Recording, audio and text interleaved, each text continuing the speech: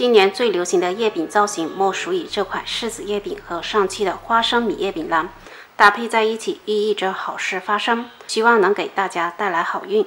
接下来一起来看看制作过程。大碗中先倒入4克碱水、54克花生油、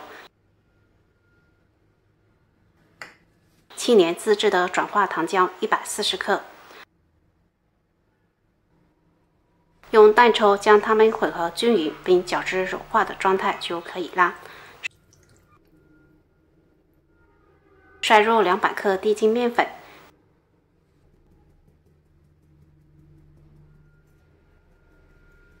用筷子搅拌成细状后，下手揉成面团。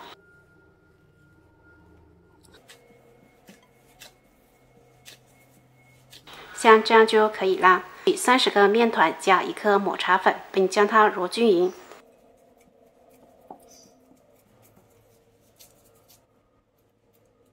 剩下的面团加13克南瓜粉，几滴红丝绒食用色素。黄金芝士粉实在是太贵了，加这2样目前是最划算的。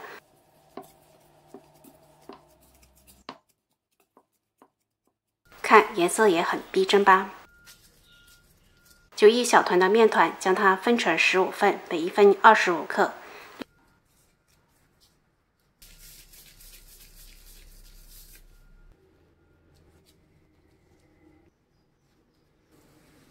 馅料我是用豆沙馅和板栗馅，同样分成15份，每一份25克。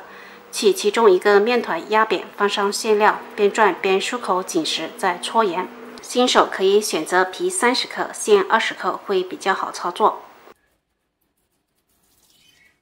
将绿色面团放上模具按匀，把刚才的面团收口的地方炒绿色部分，另一半模具盖上来压一压就可以脱模啦。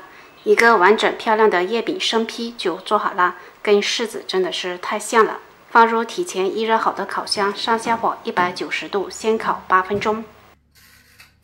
再盖上锡纸，防止上色过深，再转165度烤20分钟。烤好的柿子月饼好香呀，皮薄馅大，口感味道也都非常不错。吃不完或打算送人，可以像我一样包装起来，这样颜值就更高啦。